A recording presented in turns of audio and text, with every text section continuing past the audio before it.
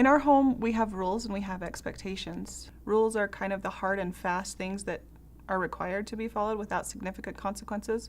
Expectations can sometimes be compromised on.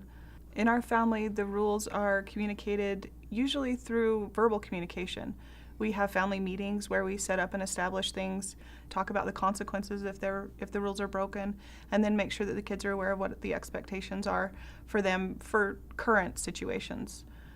Whether that be school or activities or things that they're involved in. We just try to make sure that everybody's on the same page.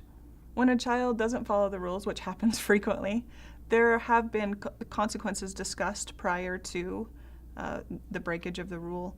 So they're aware of what the consequences are. My son just recently made some choices where he decided he didn't want to do his homework, and he knew prior to that he wouldn't be able to participate in some activities that he had planned, and he chose not to do his homework, and therefore he didn't participate in the activities. And it was not an easy choice for us to make because we want him to be involved in these activities. We wanted him to be able to have these experiences, but he made the choice, and he knew what the consequences were when he made that choice. He made the choice not to do his homework. He doesn't get the privileges. We try to make sure that they, know what the consequences are before they make a choice. That way they can be able to make their own decisions and decide for themselves if the consequences are worth it to them. When unexpected situations arise, our family will adjust. The consequences can be mitigated if the kids are willing to learn from their mistakes and to try and make up for things that they may have done wrong. You want to give them the opportunity to make things better.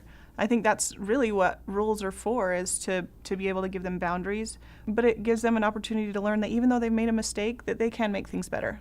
We do allow them to make up something. If they've done something wrong or they haven't done it in a correct time frame, we do compromise sometimes and say, okay, maybe the consequences won't be as significant if you will do what needs to be done now. There's still going to be consequences, but those can be negotiated. And I think that they learn from that because they're able to realize that, things can be changed in the course of the event, and that they have the power to make things better.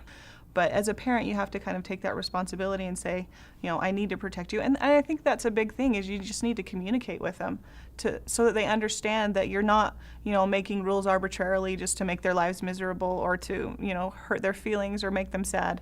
But just communicate, I'm doing this because I love you. I'm doing this because there are rules in society that need to be followed, and that this is the place for you to learn that, as you're going out into the world and making your choices, that there are boundaries and rules that you have to follow in order to live in society, be a productive member of society. And so, I'm doing this to teach you, and I'm doing it out of love, and I'm not doing it to punish you or make you sad or make your life miserable.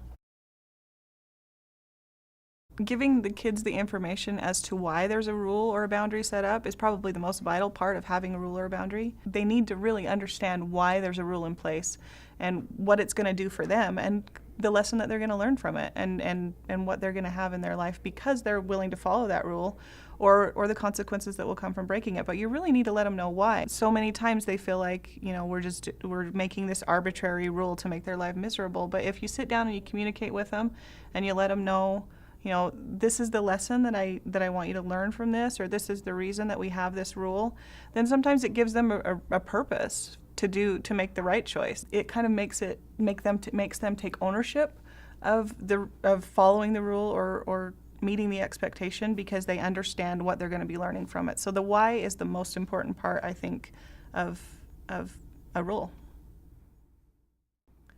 If I had any advice to give to a parent, it would just be to be consistent with the rules, to be consistent with the consequences, and just really open communication. You've just really got to talk to your kids and communicate, what the rules are, what the expectations are, what the consequences are, so that there can't be any miscommunication. And they need to be able to communicate back with you that they understand these things, and they understand the rules, and they understand the consequences.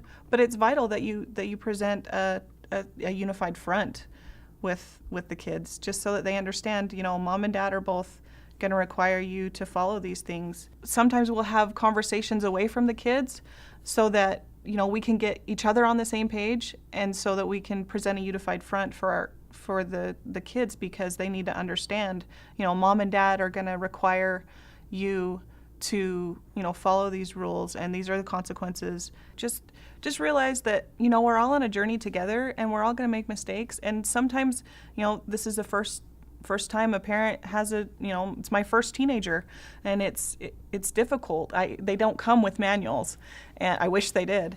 But, we just need to remember that we're on this journey together, and that mistakes are going to be made. As long as we learn together, it's going to be good.